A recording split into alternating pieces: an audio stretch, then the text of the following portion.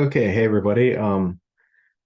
Today I wanted to just go through a quick Blackboard introduction and semester setup, just to help some of the adjunct faculty who have reached out to me with questions about this. So the first thing we'll do is we will go to courses.ccac.edu. And if you're logged into your email or anything like that, it should just log you in automatically. If you're not logged in, you can use the same username and password as your email. You can also sometimes get here through the portal, my.ccac.edu, but this tends to be kind of glitchy for me. Like you see in the middle here, it doesn't seem to want to load my emails correctly. And so I really prefer just going to courses.ccac.edu, just remembering that if you type it in once or twice into your browser, when you start typing courses, it should just populate for you. And we have this new version called Ultra that's seemingly a little bit glitchy. You see that it says current courses, but it's giving me some courses from 22 spring and from the current semester 23 fall and some from 23 summer. So you can just click the menu here and navigate to your current semester. You can also use a different site. It's the deprecated site. It has this long URL. I think I'll post it in the description of the video. If you're interested, and I don't know how long it'll work for, but this is the old site. And it has nicer functionality. You can kind of see where everything's at. You can use your settings to, even turn on or off certain sections and see what you're able to see and what you're not, and change the ordering and all that. So I like this site a lot better than the new fancier site. The other thing you can do is you can control click, so you can open multiple sections at once in multiple tabs. But for the purposes of this video, I'm going to use the Ultra site because I know that that'll be around for quite a while, and that's kind of the default at this point. So I'm going to use my 23 fall, let's do probability and stats 165 Z02. This section hasn't started yet, but I'm just kind of walking you through what I would do to build out this section at the beginning of the semester. So we go into our section, and a couple of things to notice. On the top right here, we see that the section is currently locked. It's not available to students, so students won't see this. One thing that I like to do is about a week or so before the semester starts, I like to make the course available so the students can see it, and usually post just a really quick announcement like, hey, just so you know, you're in the course. We'll be ready to go when the semester starts next week, something like that. I find that it just cuts down the number of emails that I get from students who are like, hey, especially for remote and online, that are, email me like, hey, I think I'm in the course, but I don't see it on Blackboard. What's up? And especially with late start sections, when they're used to their regular starts showing up, and then their late start sections aren't on there yet, sometimes they get a little worried. So I find it just cuts down on email and hassle and saves me time to just open it up a little bit early. And that doesn't mean everything needs to be fleshed out. We'll talk about hiding content and all of that kind of stuff so that the students can't see it, but you at least have it available and they can see that they're in the Blackboard site, which, cuts down on those emails immensely. So we can see that there's a lot of information over here that's kind of auto-populated. Whenever they create the courses, they automatically create these folders and these tools. So announcements and course overview and modules and all of these kind of things. I have my previous courses set up the way that I like them, so I typically will delete all of this stuff and then copy my stuff over. But for this video, the plan is just to get you up and running, to get you having the minimal amount of stuff on the site that you really need. And then in a different video, I think we'll talk about copying material over, or some other things you can do. So the thing that I would start with is deleting all of these folders that you're not going to use. So things like course overview, we probably don't need that. It is a bit of a pain to delete things. You have to click a whole bunch of times. That's kind of the story of Blackboard, though. Everything is like 5 clicks. So course modules, again, probably don't need that. in our math courses, we use our, WebAssign or MyLabs or something to handle most of the kind of structuring of the course. Or if it's in on campus in-person course, then we kind of do that through class. The Zoom link or folder I will leave there. Examity, if you're using the Examity test proctoring system, this is where that information is. And one thing that you might notice is next to Examity sign-on, there's this little gray box with a slash through it. And that indicates that students cannot see this, this folder. So if I go up here where it says edit mode is on, if I change it to off, I'll see something closer to the student view. I still do see all of the course management stuff that the students will see. So like I said, I mean, not everything in here works as cleanly as you might expect, but you can see that Examity sign-on link is now gone. We'll turn the edit mode back on. And there it is. So if you see this little gray box with the slash through it, that means that the students cannot see that. Okay, one little detail that can be really confusing, it confused the heck out of me the first time I used this, is if you have your window set to pretty small, you might actually not see this toolbar on the left over here. So to get to the toolbar, you need to click this little arrow that's up there that's almost hidden by this X that closes the course.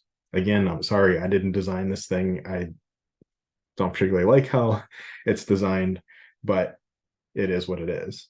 So if you don't see that menu on the left, maybe your window's too skinny and you can click that little arrow, or you could just make your window a little bigger. You see that this there's this little sidebar here. It's a little hard to see because it's, again, gray. You can click that and it'll pop the menu back out for you. So lots of design choices here that maybe aren't the most intuitive for the end user, but this is what we have to work with. So I think I'm going to keep announcements up here. This is where I would create an announcement to send out to students. I'm going to keep Zoom up here because we'll be adding the Zoom link, either for office hours or if it's a remote section. If you have a fully on-campus section and do your office hours on campus, you can delete this Zoom folder if you want to. I'm also going to go through and delete communication here as well. And then depending on how you plan to do grades, if you plan to do kind of written homework that students hand in or written tests that they're going to hand in and have graded, it is generally recommended that you leave the grades center up. This also, in addition to the students' grades, has a lot of other resources that the students might be interested in. So I'd recommend leaving this folder up and leaving the My Grades option available. And then throughout the course, especially for bigger things like, say a midterm and final exam or chapter exams, maybe entering grades into the grade center down here. And I think I'll probably do a separate video on entering grades, but I would recommend leaving this My Grades and Resources folder there. If you're going to use something like WebAssign or My Math Lab for grading, you can just delete this My Grades tool just by itself. And then it's probably a good idea to leave the rest of this there. This is just a lot of other resources for students. So I would leave this alone. We'll keep Zoom up because I'm going to show you how to add a Zoom link. We can maybe make a couple announcements throughout the semester. And then the other thing that we'd want to have on here is like the syllabus and course schedule. So I'd like to add a folder on here, and the folders are called content areas. I don't know why they just don't call them folders, but they're called content areas. So I'll add a content area. I'll name it syllabus, and I'll submit. Now, something that you see next to syllabus is that it's hidden. It has the gray box with the slash through it. You also see another gray box without a slash through it. That indicates that this folder is empty. So if you were to say make this available, it kind of looks like it's hidden from students because it's empty. Again, not the best design choice. It's kind of hard to see whether that box has a slash through it or not. But if I wanted to hide the syllabus, I would click the drop down and hide link. I'll probably go through and hide this as well and hide the Zoom link. So I'll click the drop down, hide link. And that way, whenever I make the site available to students, they won't see all of that stuff yet. I can control whenever I make that stuff available and visible to them. I can also, if you see when I highlight syllabus to the left over here, there's an up and down arrow. I can hover over that and then drag syllabus maybe closer to the top. Maybe that's one of the first things I want the students to see when they log in. So I'm going to come over here to syllabus, click on it, and now we're in that folder, but there's nothing in here yet. And we're going to build content. To add something like a PDF of a syllabus or a course schedule or something like that, basically we have two options. We could choose to add an item. This is a name. You can attach a file. So you could attach your syllabus to this, and you could write some descriptive text. So if you want to kind of have some free form explanation of the syllabus or something like that, you could use what's called an item to add some extra text to it. I tend to just use files. I like things to be a little more clean, so I tend to just build content file. And it's basically the same as an item. It just doesn't have that text. You give it a name, you attach the file, and that's the end of it. So I'll create a file. If you wanted to make an item and add a little more free-form text or explanation or something, you're of course free to do that. So I'll call it syllabus. I'll browse local files, so local meaning on my computer. And I have here just a folder for my Calc 1. This isn't the right course. I would navigate to the right course, but I don't have this course syllabus and all that set up yet. But I'll just grab this syllabus to use for an example. So I upload my syllabus, I attach it.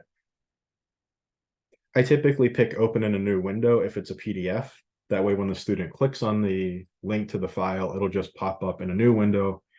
If you don't click open in a new window, it pops up in the same window that that's using Blackboard.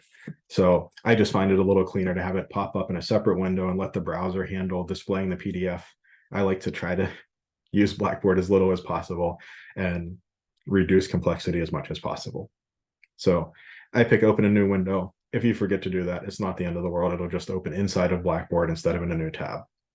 And then submit. And I can see that the syllabus is here. Again, if I go to edit mode off, my students aren't going to see that yet. Even if they had access to the course, they don't have access to the course now, but even if they had access to the course, they wouldn't see it. If I show link, now they can see it. When they click on the syllabus tab, they can click on syllabus, and you see it pops it out into a new window and lets kind of Chrome basically handle, or whatever browser they're using, handle displaying the syllabus. Okay. If I had done, if I had said no to open a new window, then when a student clicks on it, it'll kind of open it within Blackboard, which again, it looks fine, but it just always, I just always like to, open things separately. I feel like it's maybe a little more robust, but I don't particularly know of anybody who has had problems with this. Okay, so let's hide that because that's what I would typically do when I'm opening the course up, a week or so in advance. We'll go down here to Zoom. So what if I want to add a Zoom link for my students to use, maybe for office hours, maybe for, I clicked the wrong thing there. Sometimes if you click the wrong thing, it's a bit of a pain to get back. So let's try to get back here. Click my Zoom link. And then instead of clicking Zoom meetings, I want to drop down and edit Zoom meetings. And what I would do is just paste the link in here. That's probably what I would do. This is technically a link instead of, say, a free text area, but what I would most likely do is just delete that text. I would go to my Zoom profile, ccac.zoom.us. I would go to meetings, and whatever meetings I have set up, that you would want to set up all your meetings in Zoom first.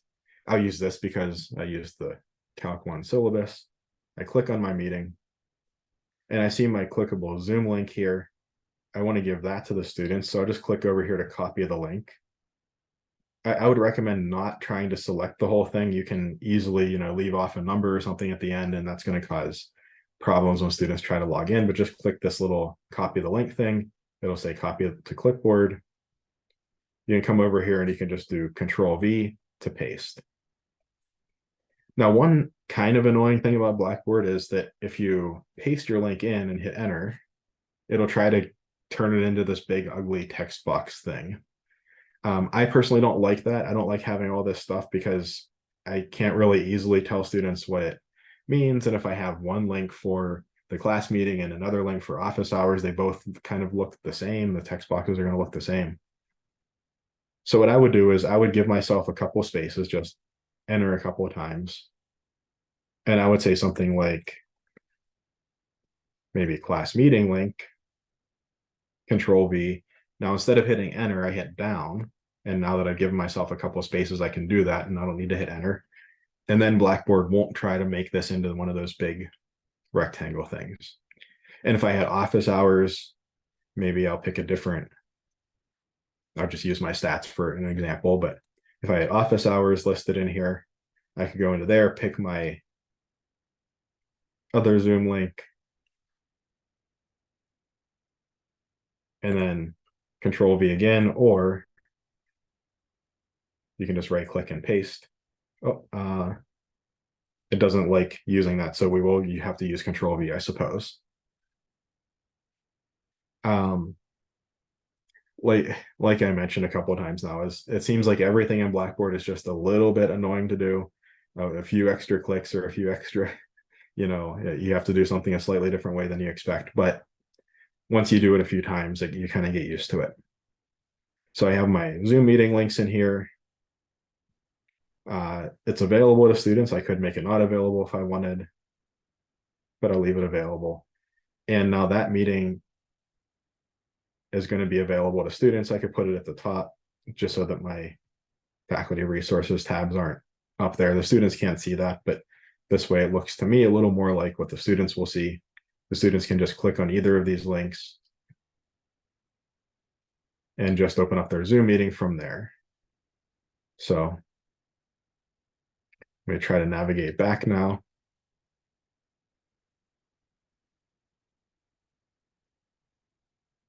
There's also some nice Zoom information in here for the students. So that's typically what I would say is if you have the resources tab up, if you have the Zoom links available to students, if you have remote class meetings or office hours, and if you have the syllabus available, you're probably good to go.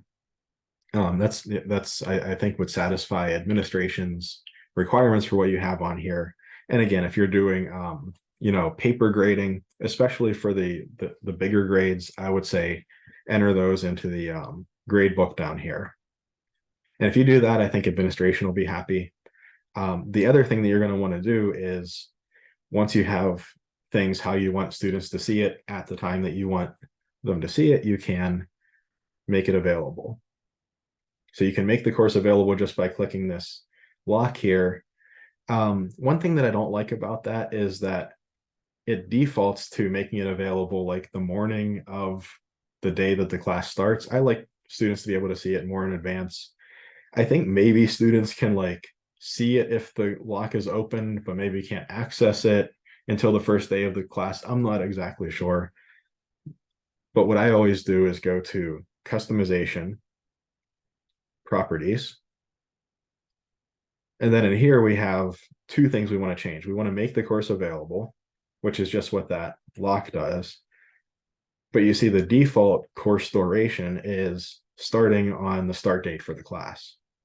And I just do continuous. That way students can I know they can see it. I know they can click into it. When they click in, they won't see anything. there, here I would go submit. I'm not going to actually submit this because I don't actually want these students to see, any of this quite yet.